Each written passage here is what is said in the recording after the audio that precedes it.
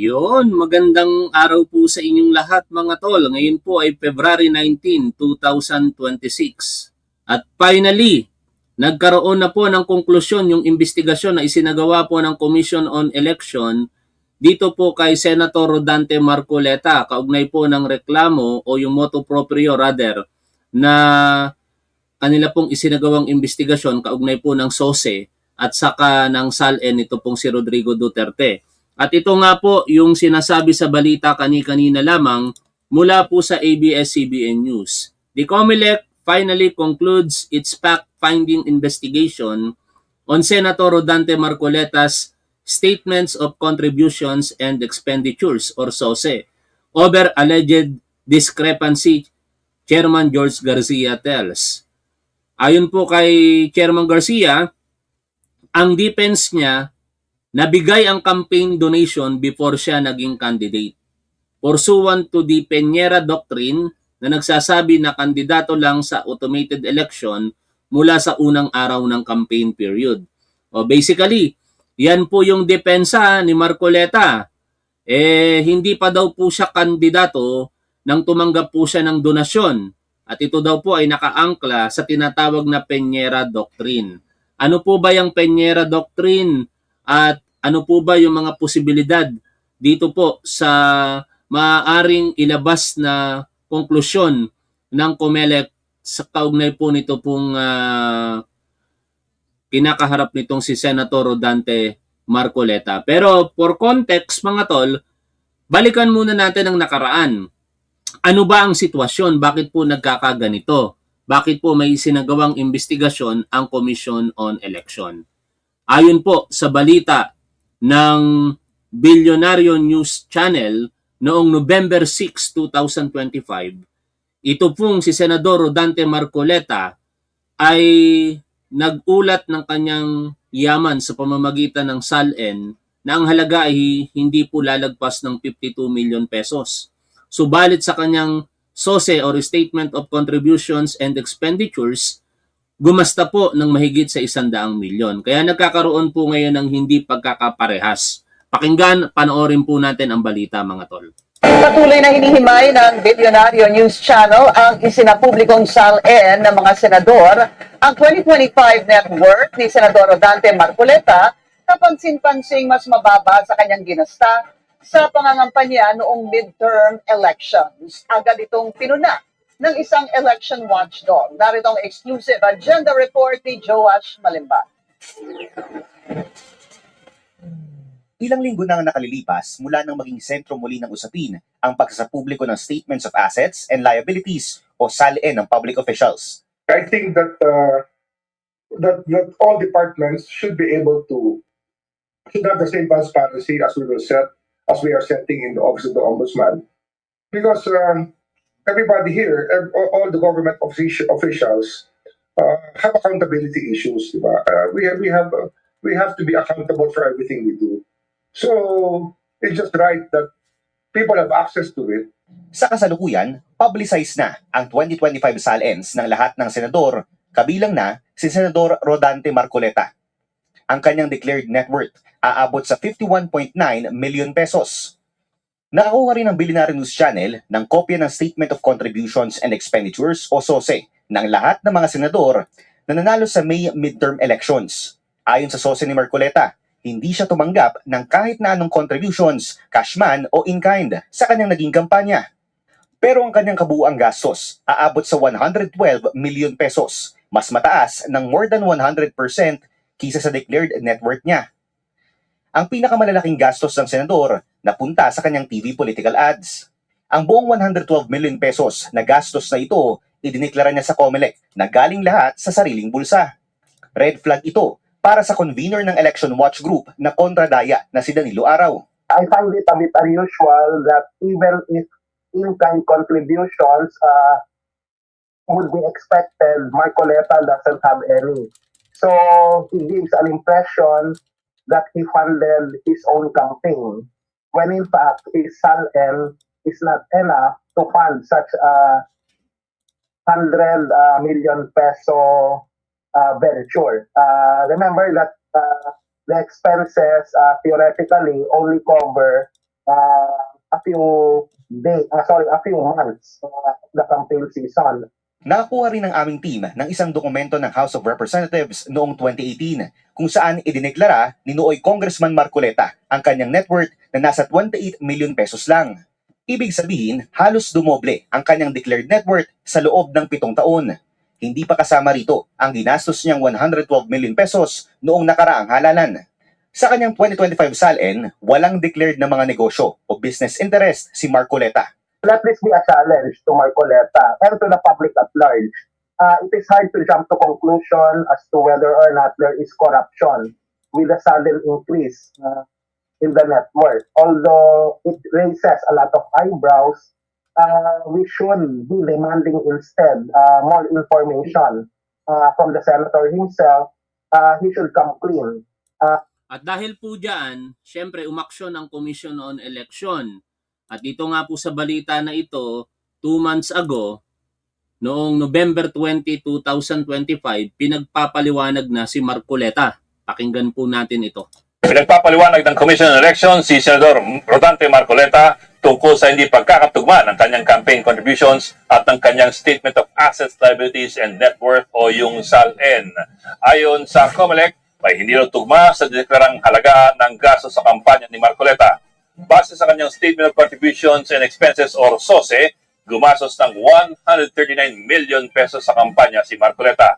Mas mataas po yan sa net worth niya sa SALN na 51 million pesos. Unang sinabi ni Marcoleta sa isang panayam na may hindi siya sinamang campaign donation sa kanyang SOSE dahil hiniling daw ng ilan sa kanyang donors na huwag silang pangalanan. Wala pang tugon ng senador sa ihahaing show cause order sa kanya ng COMELEC. Okay? Since November 20, 2025, tahimik ang Commission on Elections po dito. No? Until today. Kaya napansin na rin po iyan ni Attorney Carlo Ibanez. Ano ang nangyari sa COMELEC case ni Marcoleta? Panoorin po natin yung kanyang vlog. Ano na ang nangyari sa COMELEC case ni Marcoleta?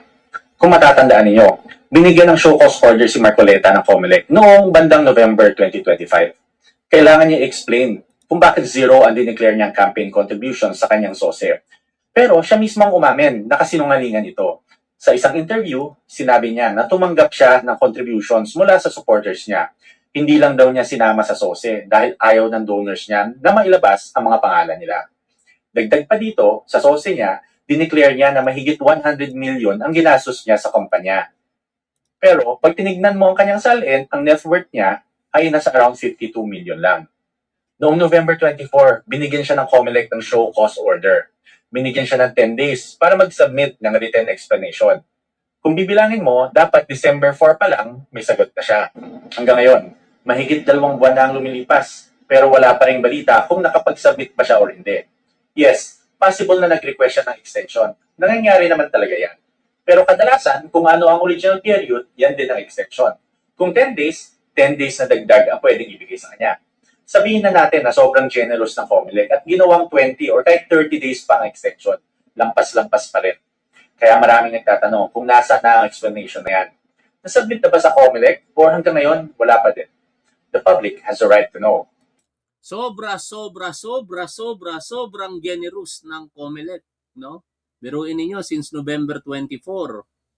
Binalita November 24 at 20, tapos officially pinadalan siya ng show cause order November 24, December, January, February. 3 months ang lumipas.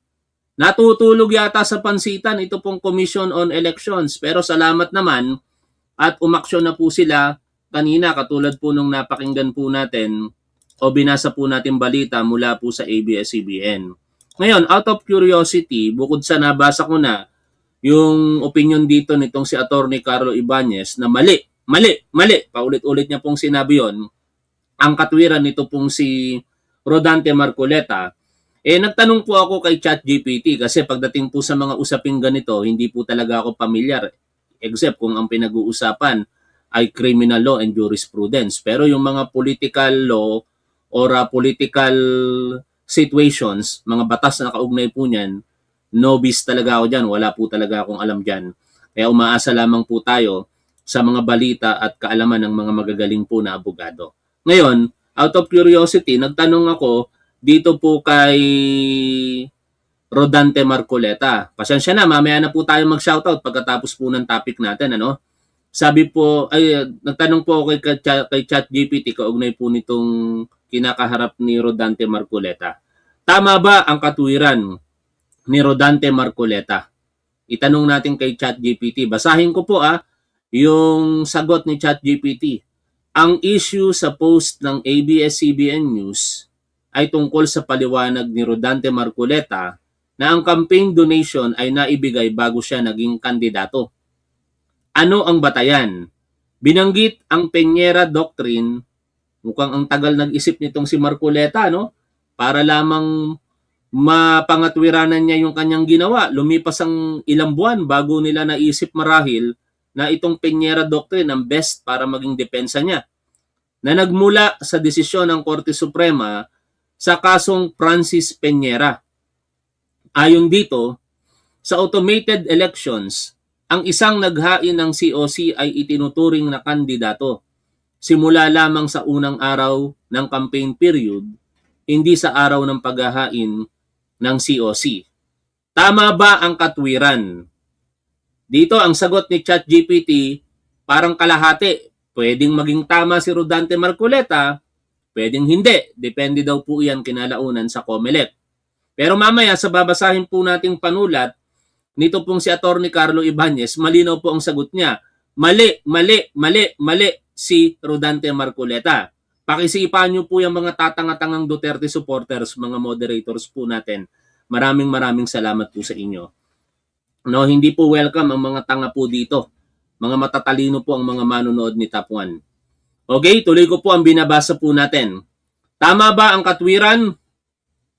Sa legal na teknikalidad, may basihan ang depensa kung ang donasyon ay natanggap bago magsimula ang opisyal na campaign period at ang issue ay umiikot sa mga regulasyon na aplikable lamang sa kandidato sa ilalim ng batas. Kung ganoon, ang sitwasyon maaaring pumasok sa saklaw ng Peñera Doctrine ang kanyang paliwanag. Pero tandaan, iba pa rin kung may ibang probisyon ng batas. Halimbawa, sa reporting o transparency sa SOSE na maaaring masaklaw kahit bago ang campaign period. Depende rin sa findings ng Commission on Elections kung may aktwal na paglabag. Sa madaling sabi, may legal na sandigan ang katwiran, pero ang pagiging tama nito ay nakadepende sa eksaktong detalye ng donasyon at sa interpretasyon ng COMELEC. Ano ba ang SOSE? Ang Statement of Contributions and Expenditures ay requirement sa ilalim ng Omnibus Election Code at mga regulasyon ng Commission on Elections. Lahat ng kandidato at partido ay kailangang magsumite nito pagkatapos ng halalan. Dito nakasaad, lahat ng natanggap na kontribusyon, lahat ng ginastos sa kampanya. Kahit hindi nanalo, required pa ring magsumite. Saan pwedeng magkaroon ng discrepancy? Karaniwang nagkakaproblema sa SOSE kapag may donasyong hindi na ideklara. Kung may natanggap na donasyon pero wala sa SOSE, maaaring violation ito. Ikalawa, may maling petsa ng pagdeklara. Kung ang donasyon ay naitala bilang campaign contribution pero natanggap ito bago ang campaign period at ipinapakita ng depensa na noong panahong iyon ay hindi pa siya kandidato, dito pumapasok ang Peñera Doctrine. Ano ang epekto ng Peñera Doctrine?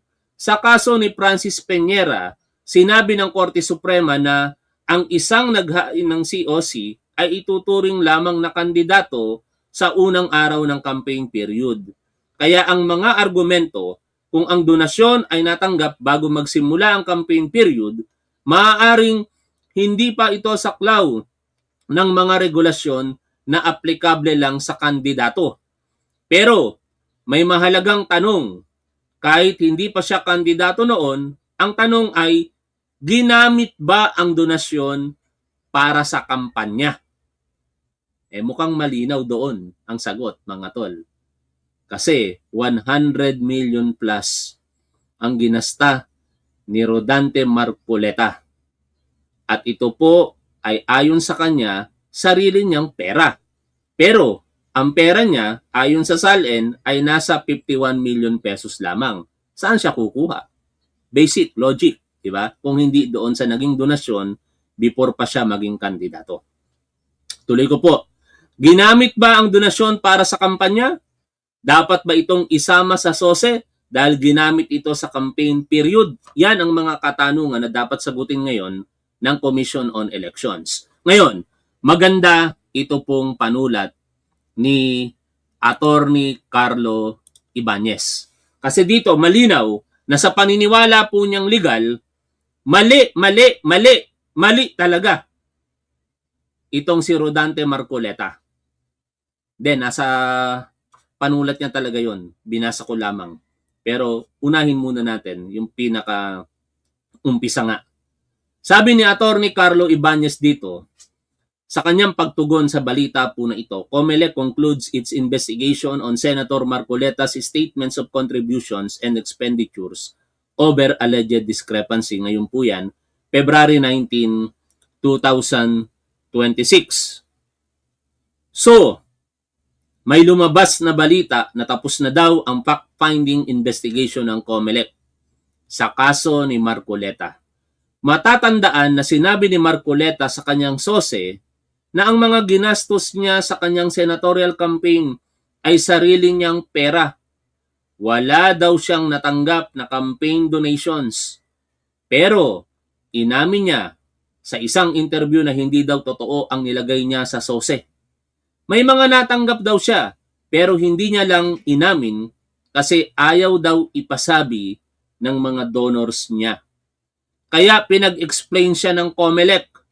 Ngayon, may lumabas na balita na tapos na daw ang investigation. Ang defense daw ni Marcoleta, nung natanggap niya ang campaign donations, hindi pa campaign period. So wala daw siyang obligasyon na i-disclose ito. May binanggit pa siyang Peñera Doctrine na sinasabi daw doon na considered kandidato lang siya during the campaign period. Ito na ngayon ang reaksyon ha. Yung punto nito pong si Attorney Carlo Ibanez. Pakipollow nyo po siya sa kanyang Facebook page. I believe meron din po itong TikTok Kaso lang parang hindi ko siya nakikita sa YouTube. Anyway, dilaw po siya, pink. Tayo naman, sa mga usaping kaalaman, wala po akong tinitingnan kulay. Basta tama po ang sinasabi, binabasa ko po yan at minamarapat kong i-share sa ating mga manonood. Kahit Duterte supporter, kung tama naman ang kanilang sinasabi, i-share natin. Kaso lang ang problema, wala akong makitang tamang sinasabi ng mga Duterte supporter kung hindi ad hominem No? Kaya pakisipan nyo po yung mga nanonood sa ating mga tangang Duterte supporters. Tuloy ko po. Tama ba ito? Mali. Mali. Mali talaga. Sa kanya po nang galing yun. Ang Peñera Doctrine, paano ba magbasa si Sara Duterte? Parang ganito lang yun Ang Peñera Doctrine ay applicable lang for cases of anak ng teting na yan, magbabasa na lamang. Anyway, focus tayo dito. Focus. Ang Peñera Doctrine ay applicable lang for cases of premature campaigning. Hindi ito applicable sa false declaration of SOSE. Basahin natin mismo ang sinabi ng Supreme Court sa Peñera versus COMELEC. Under Section 15 of the Republic Act number 9369, a person who files his certificate of candidacy shall only be considered as a candidate at the start of the campaign period for which he filed his certificate of candidacy. Thus, any person who files his certificate of candidacy is not yet a candidate at the time of filing and therefore cannot be held liable for premature campaigning. Premature campaigning po ang pinag-uusapan po dito. Hindi po yung false declaration sa SOSE. Ulitin ko ha, cannot be held liable for premature campaigning. Ang issue sa Peñera ay premature campaigning under Section 80 of the Omnibus Election Code. Ang tanong doon, pwede ka bang kasuhan ng premature campaigning kung nag-file ka ng SOSE or ng COC pero hindi pa campaign period? Sagot ng court ay hindi, dahil by virtue of Section 15 of Republic Act 9369, candidate ka lang legally sa start ng campaign period. Pero ito ang mahalagang punto. Ang Peñera Doctrine ay tungkol sa liability for premature campaigning. Hindi ito tungkol sa campaign finance disclosure. Hindi ito tungkol sa SOSE. Magkaiba ang legal framework. Parang ganito yan sa ilustrasyon. No? Ang tinatanong sa iyo ay maganda ka ba? Pogi ka ba? Pero ang sinagot, matangkad yon, maliit yon, payat yon, mataba yon. No? Hindi na lang sumagot ng oo, maganda. Oo, pangit yan. Ibig sabihin, iba yung katwiran nitong si Rodante Marcoleta. In short, ang pinag-uusapan sa issue kay Marcoleta ay ang kanyang false declaration, yung kanyang hindi pagsasabi ng totoo sa kanyang SOSE. Tuloy po tayo sa pagbasa po dito. Ano ba ang batas sa SOSE? Section 14 ng Republic Act number 7166 ang malinaw. Ito ang sabi ng batas. Every candidate and treasurer of the political party shall, within 30 days after the day of the election, file in duplicate with the offices of the Commission a full, true, and itemized statement of all contributions and expenditures in connection with the election. Take note, all contributions and expenditures in connection with the election. Sa Tagalog, lahat ng mga naibigay sa iyo at mga nagastos mo na may kaugnayan sa halalan. Walang nakasulat dyan na only those received during campaign period. Wala, ayon pa kay Attorney Ibanez. Ang trigger ng SOSE obligation ay pagiging candidate at pagkakaroon ng contributions in connection with the election. Hindi sinabi ng batas na exempted ang donations na natanggap bago ang campaign period. Kung gagamitin natin ang Peñera Doctrine para sabihin na ang donations before campaign period ay outside regulation, ibig sabihin, pwede kang mangolekta ng malaking halaga bago mag-campaign period. Gamitin ito for election preparation. Tapos sabihin mo, hindi pa ako candidate noon at hindi mo kailangang i-declare. That defeats the constitutional policy of clean and honest elections. Ang Peñera ay isang doctrine on timing of criminal liability for premature campaigning. Hindi ito blanket exemption sa lahat ng election laws bago ang campaign period. Ang sinabi lang ng Supreme Court, hindi ka pa candidate for purposes of premature campaigning liability until the start of campaign period. Hindi sinabi ng court na exempted ka sa transparency requirements. Hindi sinabi na pwedeng hindi i-declare ang campaign contributions kung natanggap bago ang campaign period. Magkaibang usapan ang election offense at election finance disclosure. Kaya ko po sinasabi sa inyo na magkaiba ang itsura at taas o baba o laki ng pangangatawan ng isang tao. No? Kung ang pera ay in connection with the election, sakop yan ng Section 14 ng Republic Act 7166. Kaya kung i-apply ang Peñera Doctrine dito para i-excuse a non-disclosure ng campaign donations, that is stretching the doctrine beyond its intent. Mali yun. Yan po ang paniniwalang legal ni Attorney Carlo Ibanez. And 100% fully agree po ako dito.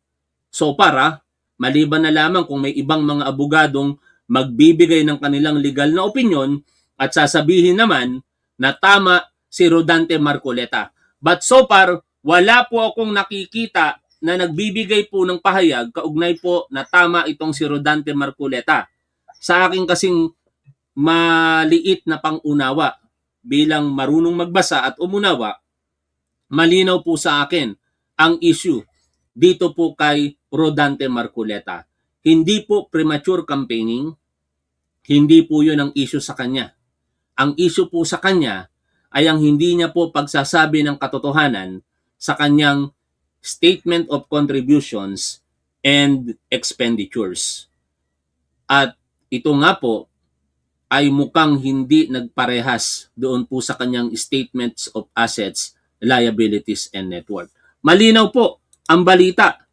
Dito po sa balita na atin pong pinanood kanina, nakikita po natin dito kung gaano po kalaki ang kanyang yaman at kung gaano higit na mas malaki ang kanyang ginasta na sinasabi niyang wala daw pong pinanggalingan na mga donors. Pero ngayon, inaamin niya na ito po ay galing sa donasyon pero hindi pa raw po siya kandidato.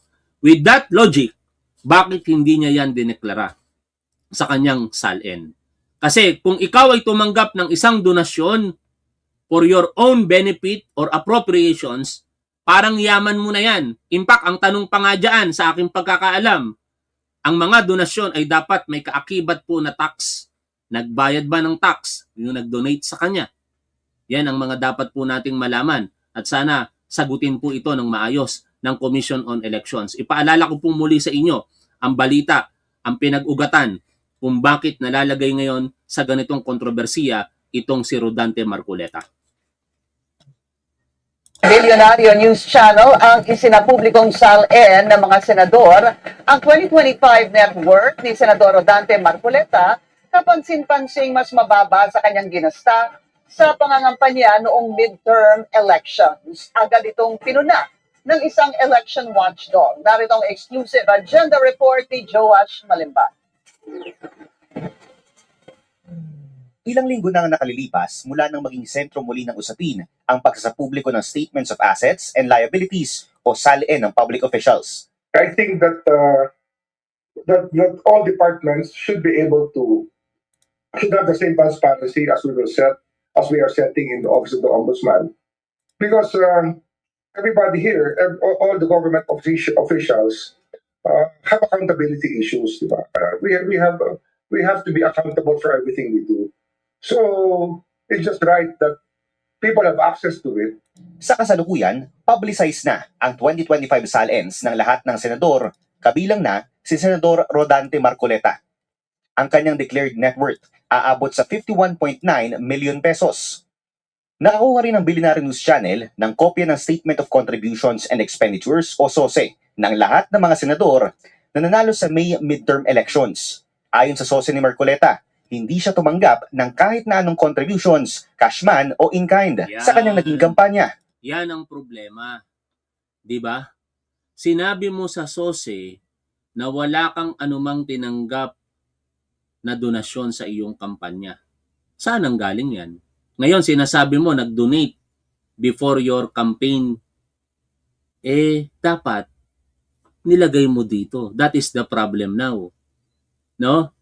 Kung nilagay siguro ni Marcoleta yung, ito yung donasyon before campaign, ito yung nagasta ko, baka hindi pa magkaroon ng mga ganitong issue sa kanya.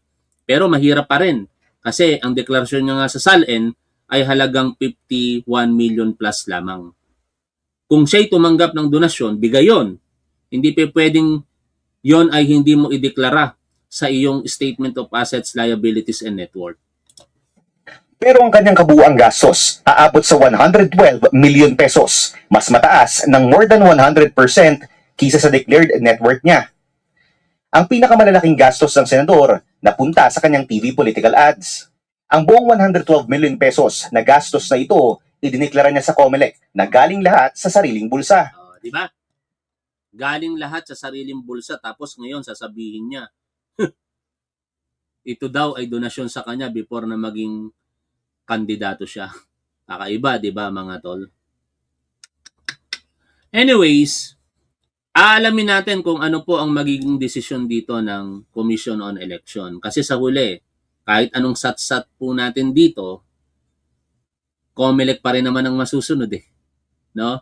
Maliban na lamang kung yung desisyon ng COMELEC hindi pabor para sa mga katulad ni Attorney Ibañez, at si Attorney Ibañez, for example, i-raise ito sa Korte Suprema.